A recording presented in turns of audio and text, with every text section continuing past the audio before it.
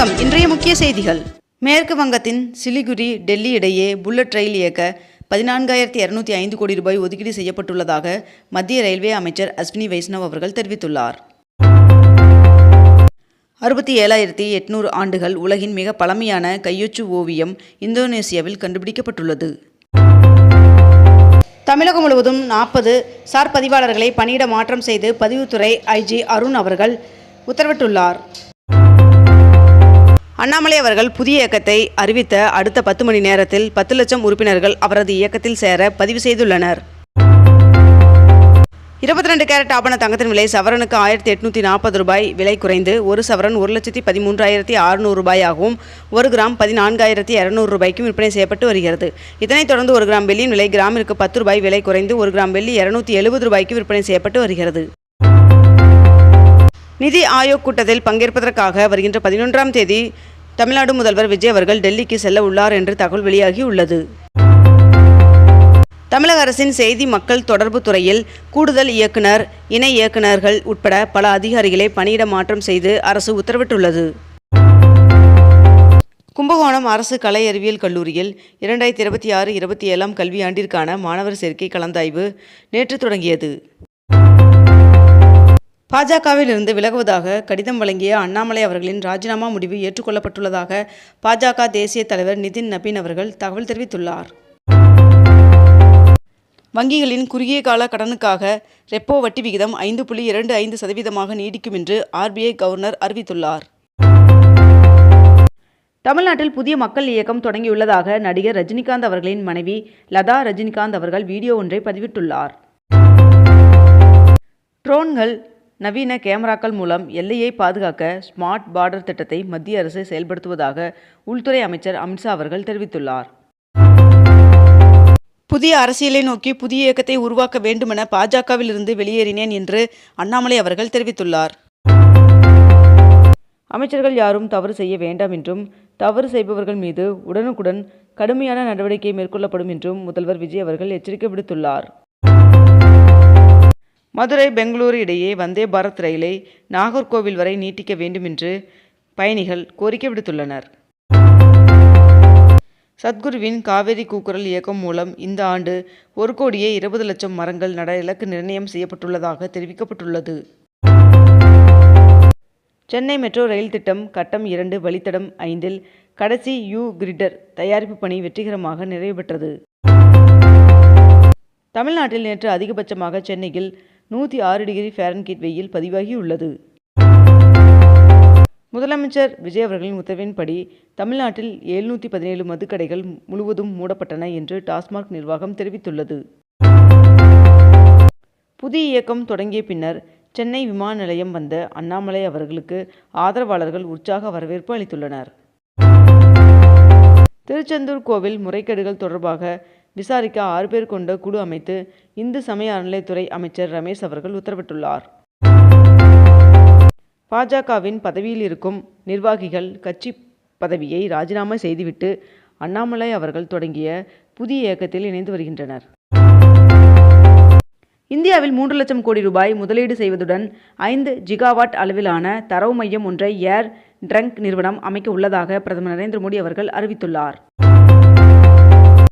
முதலமைச்சர் விஜய் அவர்களின் தலைமையிலான தாவேகா அரசின் முதல் சட்டப்பேரவை கூட்டத்தொடர் ஜூன் 18ஆம் தேதி ஆளுநர் உரையுடன் தொடங்குகிறது என்று தகவல் வெளியாகியுள்ளது. ஜூன் 11ஆம் தேதி டெல்லியில் அனைத்து மாநில முதல்வர்களும் பங்கேற்கும் நிதி ஆயோக் கூட்டத்தில் பங்கேற்க தமிழக முதல்வர் விஜய் அவர்கள் டெல்லி செல்ல உள்ளதாக தகவல் வெளியாகியுள்ளது. அண்ணாமலை அவர்கள் நம்ம இயக்கம் என்ற தளத்தை தொடங்கியுள்ளார். மேலும் மேற்கண்ட இந்த இணையதளத்தின் மூலம் இந்த இயக்கத்தில் இணைந்து கொள்ளலாம் என்றும் தெரிவிக்கப்பட்டுள்ளது. தமிழ்நாட்டில் அடுத்த பொதுத் தேர்தலில் நான் தொடங்கும் அரசியல் கட்சி போட்டியிடும் என்று அண்ணாமலை அவர்கள் தெரிவித்துள்ளார். மாநிலங்களவை இடைத்தேர்தலில் காங்கிரஸ் வேட்பாளராக பிரவீன் சக்கரவர்த்தி அவர்கள் அறிவிக்கப்பட்டுள்ளார். முதலமைச்சர் விஜய் அவர்களின் தலைமையில் முதல் அமைச்சரவை கூட்டம் தொடங்கி நடைபெற்றது. புதுச்சேரியில் குடும்ப தலைவிகளுக்கு மாதம் வழங்கப்படும் உதவித்தொகையை 2,500 ரூபாயாக உயர்த்தி வழங்க ஆளுநர் ஒப்புதல் வழங்கியுள்ளார் என்று தகவல் வெளியாகியுள்ளது. இந்தியா கூட்டணி ஆலோசனை கூட்டத்தில் பங்கேற்க மாட்டோம் என்று திமுக அறிவித்துள்ளது. 18,600 கோடி ரூபாய் முதலீட்டில் 8,200 நபர்களுக்கு உறுதியளிக்கப்பட்ட வேலைவாய்ப்பு வழங்கும் வகையில் தமிழ்நாட்டில் L&T நிறுவனம் 3 திட்டங்கள் மேற்கொள்வதற்கு முதல்வர் விஜய் அவர்களின் முன்னிலையில் புரிந்துணர்வு ஒப்பந்தம் மேற்கொள்ளப்பட்டது. ரஷ்யாவின் செயின்ட் பீட்டர்ஸ்பர்க் நகரின் மீது உக்ரைன் நேற்று மிகப்பெரிய ட்ரோன் தாக்குதலை நடத்தியுள்ளது. காலை உணவு திட்டத்தின் ஒப்பந்தம் முடிந்த நிலையில் மேலும் 3 மாதம் ஒப்பந்தத்தை நீட்டித்து தமிழ்நாடு அரசு உத்தரவிட்டுள்ளது. IPS அதிகாரிகள் 7 பேரை பணியிட மாற்றம் செய்து தமிழ்நாடு அரசு உத்தரவிட்டுள்ளது. சட்டவிரோதமாக கனிம வளங்கள் கடத்தப்படுவதை தடுக்க நடவடிக்கை எடுக்க வேண்டும் என்று அதிகாரிகளுக்கு முதல்வர் விஜய் அவர்கள் அறிவுறுத்தியுள்ளார். ருத்ரா M2 ஏவுகணை சோதனை வெற்றிகரமாக முடிவடைந்துள்ளது. போலி 500 ரூபாய் நோட்டுகளின் எண்ணிக்கை 20% அதிகரித்துள்ளதாக ரிசர்வ் வங்கி தகவல் தெரிவித்துள்ளது.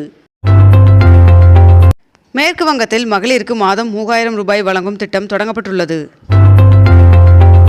மே மாதத்தில் ஏழுமலையான் சுவாமி கோவிலில் 1,21,00,000 லட்டு விற்பனை செய்யப்பட்டுள்ளதாக தகவல் தெரிவிக்கப்பட்டுள்ளது. மேற்கு வங்க தொடக்கப்பள்ளி ஆட்சேர்ப்பு முறைகேடுகள் வழக்கு தொடர்பாக திரிணாமுல் காங்கிரஸ் MPயும் முன்னாள் முதல்வருமான மம்தா அவர்களின் மருமகன் அபிஷேக் பானர்ஜி அவர்கள் ஜூன் 15ஆம் தேதியன்று விசாரணைக்கு ஆஜராகுமாறு சம்மன் அனுப்பப்பட்டுள்ளது. இந்தியா உட்பட 59 நாடுகள் மீது புதிய வரிகளை விதிக்க அமெரிக்கா திட்டமிட்டுள்ளதாக தகவல் வெளியாகியுள்ளது. சட்டத்துறையின் முதல் பெண் செயலாளராக சுமதி அவர்களை நியமித்து தமிழ்நாடு அரசு உத்தரவிட்டுள்ளது. சென்னை மெட்ரோ சார்பில் கிண்டியில் பன்முக போக்குவரத்து மையம் அமைப்பதற்கான ஒப்பந்தம் கையெழுத்தானது. 2026ஆம் ஆண்டில் $2 பில்லியன் மதிப்பிலான இராணுவ ட்ரோன்களை இந்தியா வாங்க உள்ளதாக தகவல் வெளியாகியுள்ளது. இந்தியா கூட்டணியில் இணைய தவேகாவிற்கு காங்கிரஸ் அழைப்பு விடுத்துள்ளதாக தகவல் வெளியாகியுள்ளது. மேட்டூர் அணைக்கு நீர்வரத்து 3,816 கனஅடியாக சரிந்துள்ளது. தங்க நகை மதிப்பீட்டாளர் பயிற்சி வருகின்ற ஜூன் 15ஆம் தேதி முதல் 19ஆம் தேதி வரை 5 நாட்கள் நடைபெற உள்ளதாக தெரிவிக்கப்பட்டுள்ளது. CBSஇன் புதிய தலைவராக லோகண்டே பிரசாந்த் சீதாராம் அவர்கள் நியமனம் செய்யப்பட்டுள்ளார். கோவை மாவட்ட பஞ்சாயத்திற்கு தேசிய விருது கிடைத்துள்ளது. விமான எரிபொருள் விலையை கட்டுப்படுத்த மத்திய அரசு 10,000 கோடி ரூபாய் நிதி ஒதுக்கி உள்ளது என்று தகவல் வெளியாகியுள்ளது. கர்நாடகாவின் 25வது முதலமைச்சராக T.K. சிவகுமார் அவர்கள் பதவியேற்றார். கர்நாடக முதலமைச்சராக பொறுப்பேற்றுள்ள T.K. சிவகுமார் அவர்களுக்கு பிரதமர் நரேந்திர மோடி அவர்கள் வாழ்த்து தெரிவித்துள்ளார். இத்துடன் இன்றைய தலைப்புச் செய்திகள் நிறைவடைந்தன. மேலும் இதுபோன்ற அண்மை தகவல்களை உடனுக்குடன் தெரிந்து கொள்ள அக்னிபூ சேனலை சப்ஸ்கிரைப் செய்து கொண்டு தொடர்ந்து இணைந்திருங்கள். நன்றி, வணக்கம்.